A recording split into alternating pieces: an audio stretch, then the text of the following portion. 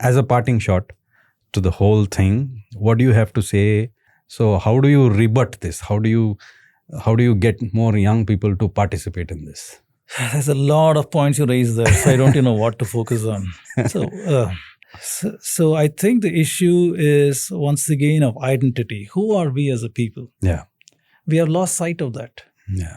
So most Indians, pardon my choice of words, are carrying bastardized identities. Correct. They're neither here nor there. Yeah. They don't know what they are. Yeah. They blindly ape various in vogue systems. Correct. And say, what's the point? You have only one life to live. So I'm going to enjoy this. The purpose of life has changed. Yeah. So historically, we have to see who we were as a civilization and where are we going. That has been messed up by these 5 frameworks I talked about: the colonial, Eurocentrics, the missionaries, the socialists, and the Marxists. Yeah. Each has come with their own dogmas. They've hijacked the history of India. They've imposed their dogmas and subverted your identity, who you are. Right. Colonial people, they did that through all their literature. Eurocentric people, Aryan Invasion, all those things, they subverted. Colonial people, missionaries, they put you as backward, primitive, superstitious, stagnant society. Yeah. These are the kind of ideas they've imposed on you. Yeah. Socialist people, destroy Hinduism and you can get progress, a classless society. Correct. Same thing with the Marxists. So these are the ideas that have been floating around in India for more than 300 years now. And many, many people have internalized this nonsense and not realized their mind colonized. Yeah. Their mind is utterly colonized and they think they are free. Yeah. They are not. They are not. They are not independent. They're not free because they're incapable of thinking. Correct. They fit within the mind programmed. Their mind has been programmed through our unfortunate education system to believe in all of these things. So we see people with knee-jerk Pavlovian responses. The minute you say anything Hindu, Yeah. they will react violently, saying, I reject all of these things. We are casteist, we are sati, we child marriage, we are patriarchal. Yeah. All these are weaponized words that have been injected into your mind toxically, right? And we have internalized this. We are incapable of trying to see the evidence for these assertions. These have been imposed on us. But there is not a single person in India who can see whether their ancestors were truly that. Right. You look into your own family history, each one into their family history. Were their forefathers oppressors? Who did they oppress? If they were oppressors, what kind of lifestyle did they live? I always ask the question, if we take a look at, for example, Angus Madison, who was a historical economist, right? He was commissioned by the European Union to see the effect of colonialization on the world. They impoverish Asians and enrich Europeans and so on. In his research, he shows 2,000 years ago, India had one of the highest shares of the world GDP at around 35% or so. Yeah. And has been falling at 10% in 1,000 years. The slope has been falling by that. And when the Europeans came, India's GDP of the world GDP fell tremendously. From 25%, it had dropped in 1700s by 1900s to 4%. And today we are slowly coming up on the curve once again. So what this is hiding to you is the impoverishment of India, right? This impoverishment has occurred, by the colonial people in this time frame that I'm talking to you about. So during this time frame when India was being impoverished, we lost a lot. First, we lost a lot during the Muslim invasions, when Indian education system and everything was being threatened. Then later on, by the British invasion, we again lost a lot in terms of our culture, our identity, and all of these things, going on to the present time. So our people need to understand the various forces that have been acting on their identity, and should be capable of trying to understand each of these weaponized words. Are they true or false? Yeah. When I talked about our ancestors' experience, I tried to show that India, being one of the richest countries around 2,000 years ago, question is who had that wealth? Yeah. Historically, we see Brahmins are impoverished. They lived a life of simplicity. If you have money, it's going to corrupt you. If you have money, you're going to be driven into passions. You want to enjoy life, you want to drink, you want to enjoy all these kind of things because that's what you do. Yeah. Then who will study the Vedas? Who will propagate that?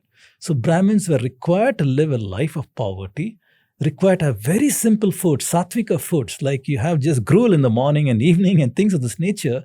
The idea was simple foods that don't inflame your passions. So your mind is fully focused on retaining the knowledge system for the entire world.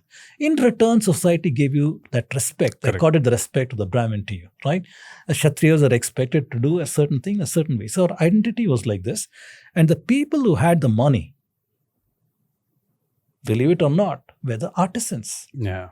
Just like today, if you have some money, you go, what do you want to do? You want to go and buy some branded shirt. You want to buy some branded pants, some branded this kind of thing, and go on European vacations and things like that. Who gets some money over here? All these various manufacturers. Yeah. 200 years ago, you go to India, get a guy off the street and ask him, hey, what do you want to do? What are your ambitions in life? What do you want to achieve? You say, look, I want to buy some jewelry for my wife. I want to buy some pots and pans so we can do some cooking at home. I want to buy a bullock cart or a horse cart for our moving around in places like this. Yeah. These are the kind of ambition. I want to wear some shirt and pant. Now the shirts and pants are made, no, we didn't have shirt and pant, but the dresses were made by the weaver. Yeah. The village weaver will get the money for that, the cloth. And the goldsmith or the ironsmith will make the jewelry and the pots and pans that you want. The carpenter will do something else. The village economy, everybody prospers here. It's the artisans who are making every quantity of value, goods of value, is been made by artisans. They Localized were richest. economy. They were richest. Yeah. Artisans are the Shudras. Shudras were the richest in India for the longest time. And the Vaishyas formed trading guilds which will take the Shudras products and merchandise all over, whether Southeast Asia to African countries to Asian to European countries. This is what the system that we had for a long time. So the wealth was concentrated here. The Kshatriyas had the power, and the Brahmins had the intellectual capacity. This is the organization of society for the longest time. This picture reversed when the British impoverished India. When the British, through unfair trade practices, taxation, they looted money from India. What they did was they broke down the structure that existed in India.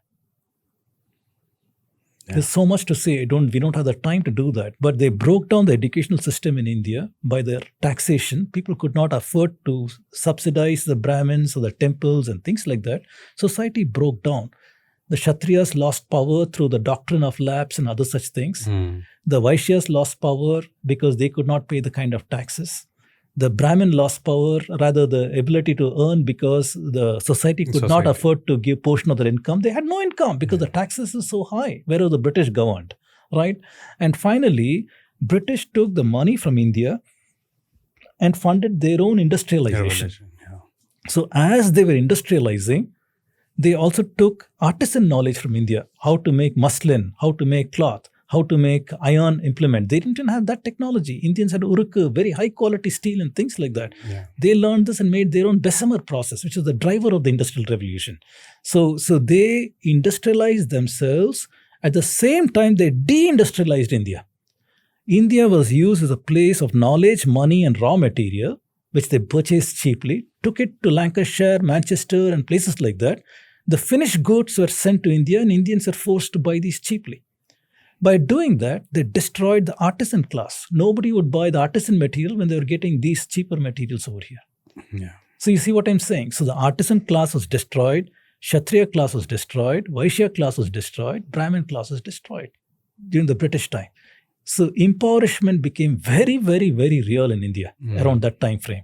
Macaulay came at that time. The missionaries came and tried to take advantage of this poverty by saying, Dravidians, you're suppressed, you're a Dravidian, you're an Aryan. All this nonsense came about around this time frame. So bottom line, our society was ripped from its traditional practices from the time of our great-great-great-grandfather onwards. We have been on a downward spiral. So what does it mean to be a Hindu? That identity question was destroyed first by the Muslims, then pervasively by the British. So in 1947, we were left without the technology to make a safety pin.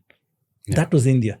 But India came with unfortunate Nehruvian socialism, which continued to blame Hindus and Hinduism as a reason for whatever India's problems were. Yeah. And that has continued to the present day. Yeah. So the people who are talking to you about their identity issues are recipients of this mind-colonized view. So we need to reclaim what our true history is based upon everything that I've said. Reject these 5 frameworks. Pigeonhole them and say, you belong to this colonial thinking. because of these ideas. You belong to the missionary thinking because of these ideas. You belong to socialist thinking because of these ideas. You belong to Marxist. By pigeonholing them, you'll be able to understand what motivations they're coming from. Then if you have the mental capacity to logically argue things, then ask, why should their worldview be binding on you and your ancestors? Why should the communist, socialist, missionary, Eurocentric, colonial worldview be binding on your ancestors? Yeah. Where is the evidence? I have showed so many pieces of data that completely falsify their narrations. So why on earth would you continue to take their worldview, make it part of your own, and reject your ancestors' heritage? Yeah, it's that, what do you call the Stockholm syndrome? It is. And the incapability to think, the incapability to logically and rationally evaluate the data, and the blind knee-jerk reaction to pigeonhole Hindus as Hindutva, fascist, saffron, because the press told you that, because they've adopted the oppressor-oppressed lens to look at everything Indian. So if you're capable of understanding this thing, maybe you'll take the first step towards decolonizing yourself. In India, what has been our identity? Our identity has been that of seekers. We have been seekers, right? The world today can be divided into seekers and followers. Abrahamic system are their followers because their goal in life is to follow a divine dictated law. That law was given either by Moses, or that law was given by Muhammad, or that law was given by maybe Christ, or somebody says the only way to the Father is through the Son. And your goal in life is to follow the divine dictated law for admission in the afterlife to their heaven, Jannat, heaven, or eternal damnation in hell, where you'll burn forever and ever and ever in hell, right? This is their worldview. So their requirement is to blindly follow the so-called divine dictated law for admission in the afterlife to heaven. Knowledge does not matter. Truth does not matter, because you're not supposed to question. Questioning is blasphemy. Your neck will be chopped off if you blaspheme, right?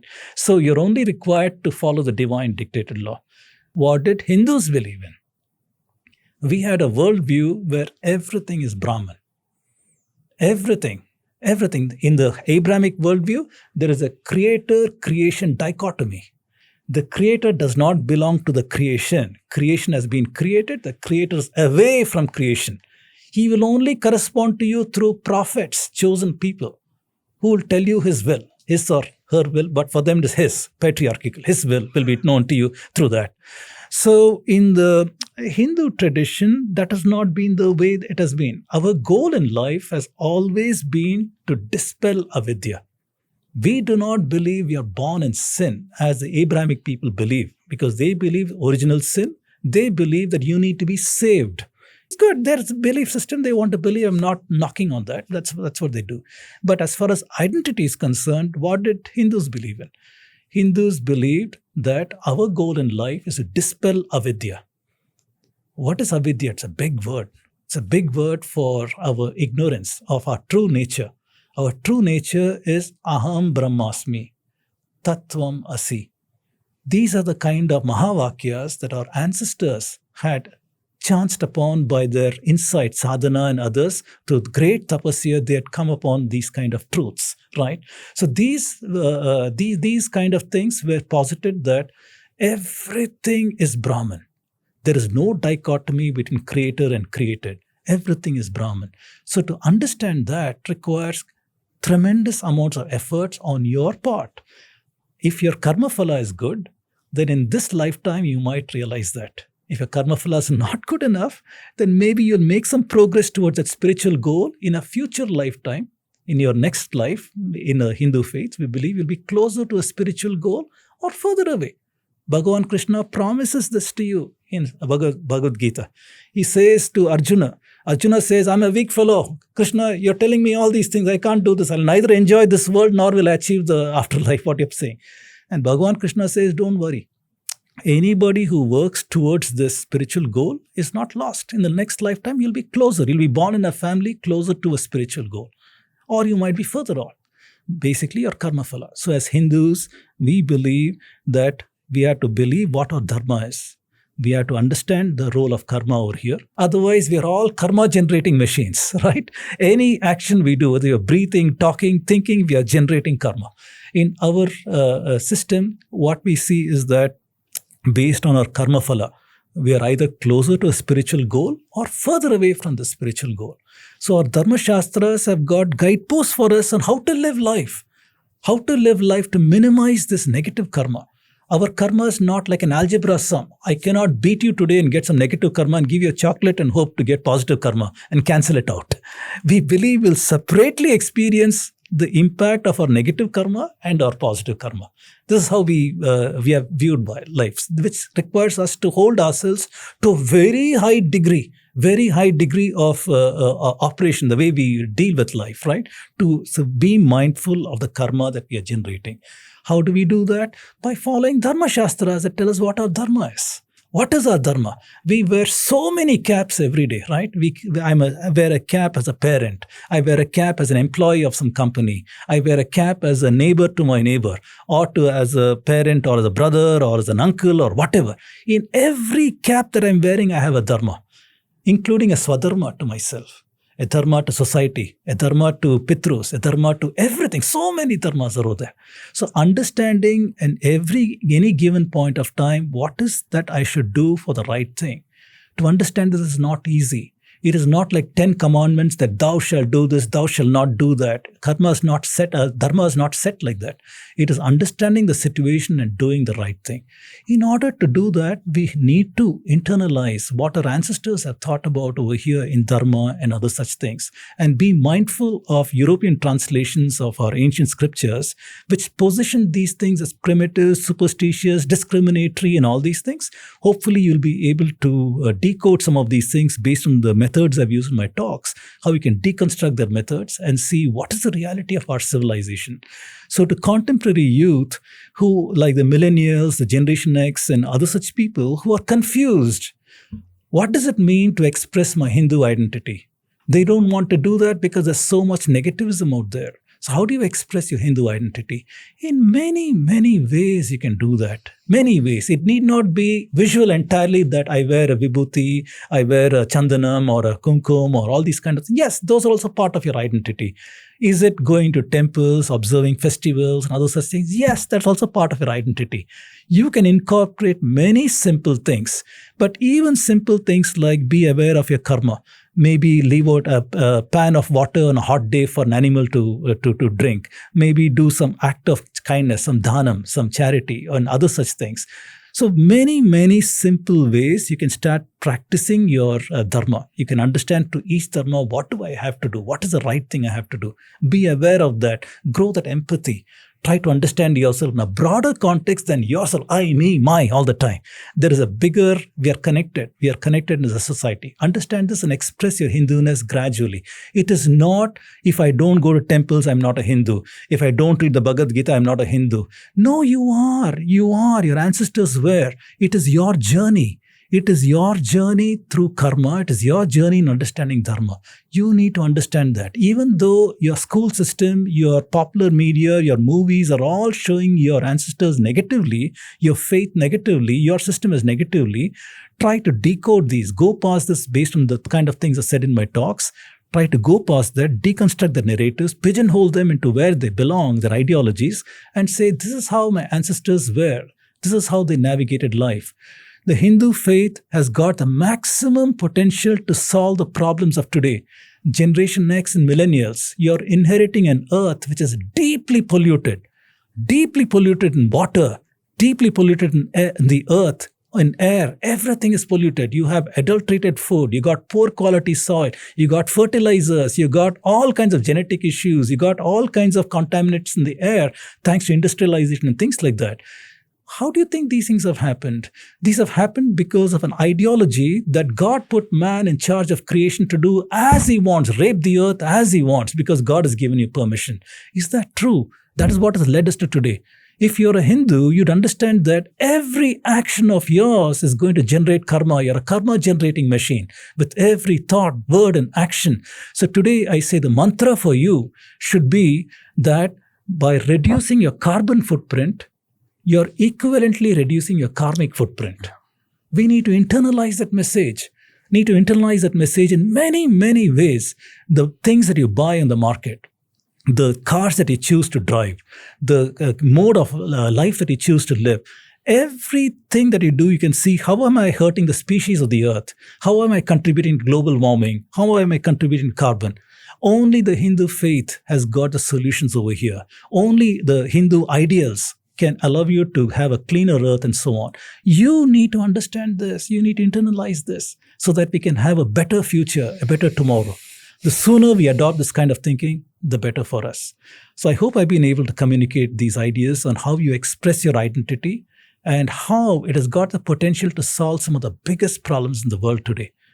The danger of your moving away from these things by being mind colonized is that the way of your ancestors will die out soon. The expression for Hindus has shrunk from a global area thanks to Abrahamic influences, first with the Jews, then with the Christians, then with the Muslims. Our global influence has shrunk tremendously. In India also, the expression of Hindus has become islands of operation here and there. Thanks to the media, thanks to government policies, thanks to the effects of colonial thinking, Eurocentric thinking, we have become smaller and smaller in expression.